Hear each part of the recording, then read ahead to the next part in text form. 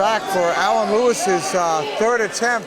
Alan Lewis is going for 240 pounds, Kenny. What do you think of that? Well, he looked pretty good at earlier at 190 and 220, so he should do well this lift.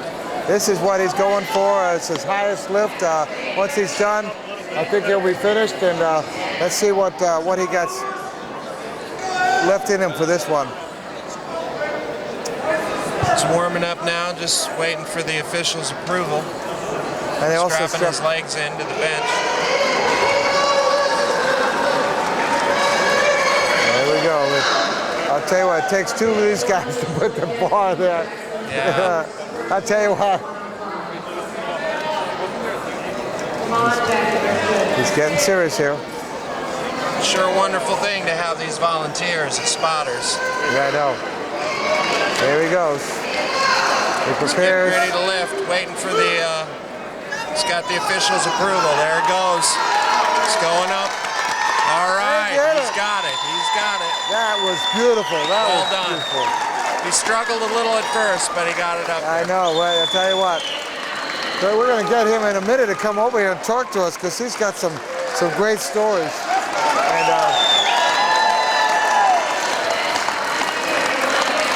let's see if we can grab a chair for 1 minute and let him sit down right between us. That's my I'll give it right back to you. One quick interview, please. I'm sorry.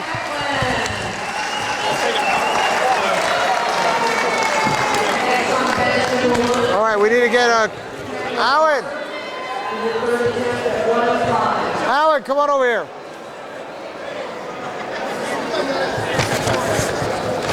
Oh, wait. Taking his own chair.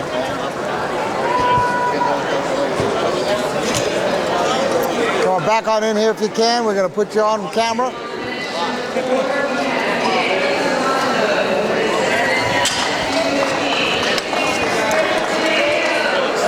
All right. Great lift, boy. I tell you what, that was some work. How do you feel about getting that done? Pretty good. You know, it was a little hard on that last lift. You know, it was a little more than what I thought it would be, but it turned out all right. All right, all right. What were you thinking? I saw you struggle just a little bit at first, and then you straightened out and just got it right up. Well, I guess the first thing that went through my mind was, oh God. And then the second. You said a little prayer then. Yeah, and then the second one was like, all right, control it, nice, steady, smooth, and get it.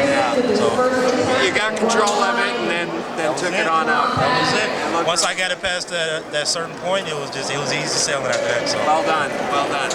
Now I know you're competing in a bunch of different things. You're doing basketball. Yeah, actually, we're done with basketball now. You're done, huh? I'm all done with that. How well did you guys do? We finished last. Oh, okay. I wish I could tell you something better. Yeah, no. Did you have fun? That's good. We had a ball. We had a ball. It looked like a lot of fun. Yeah. And the spectators, they were all in it. We had some kids that came from a kids club here in local Omaha. Excellent. And they came down and I had them chanting and cheering for us. And even though we were losing by 50 points the second game, they were still on our side, so it was fun. Speaking of that, tell us about Kids Day. Kids Day was a blast. Kids Day is a blast. It was a little hotter than normal, but it was a blast. You know, the kids enjoyed themselves, and you know, we all had fun. You know, so It's wonderful. it's great to see smiles on the little kids' faces. You know, especially in certain situations that they're in.